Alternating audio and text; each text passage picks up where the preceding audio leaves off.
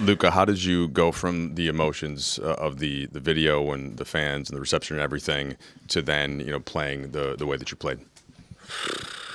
Good question. I don't really know. Like I said, post-game interview, after that video, I was like, there's no way I'm playing this game. It was so many emotions, and I just went out there and just played basketball. When you checked out, or there was a timeout, I guess, before you checked out, you had 45 points, come to the bench. Some of the fans in the arena are chanting Luka, and your Laker teammates are jumping up and down and chanting it too. What was that moment like for you, and how do you think this was an eventful day for the Lakers as a team and you being a part of them? Big time, because they all had my back. That's what we talked about before the game, and everybody had my back, from coaches to players. And we're trying to build something special here, and that was really, really, really nice to see. What were you feeling as you walk through this arena for the first time in a while? As you see these faces, like what were you feeling in those moments specifically? Well, it was a little bit of both, happy and angry, but it's nice to see some familiar faces here. I spent a lot of times with them.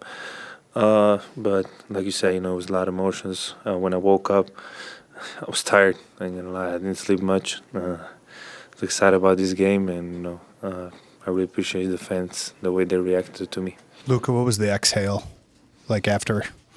The exhale, was there a sigh of relief or exhaustion from you after tonight to be able to put this back? I'm tired. I'm tired. But I'm happy. I'm happy it's over. Now I can get some sleep finally. But like I said, it was an amazing experience. Like I said, the fans, the way they accepted me, cheered for me, it was just unbelievable. You had that moment after you checked out where you got a standing ovation from the crowd, you got a standing ovation from the bench, and then you sat down and you were surrounded by everyone standing. What was going through your head there when you kind of sat by yourself for like 30 seconds? Honestly, I don't really know. I wasn't even thinking. I was just happy. I wasn't really thinking. I'm sorry. I don't know what to say, because I wasn't really thinking. I was just saying there, it's over. We won, and I had a great time. Dave alluded to this a little bit, but not just tonight's win, but beating OKC in the way that you did, hanging in the second game. What kind of collective confidence does this give you guys? As you still need one win to secure the 3 seed, but what confidence does it give you as you approach the playoffs? I mean, first of all, it's a big time that we clinched playoff spot. It's a big time. You don't want to play in. You get some rest. But obviously, we won the 3rd seed, and we're gonna go after it for sure. Luka, specifically, during that pregame video, what were some of the moments that made you most emotional? Was there anything in particular that really stuck out to you as you kind of looked back at sort of your basketball career in America kind of compressed into 2 minutes?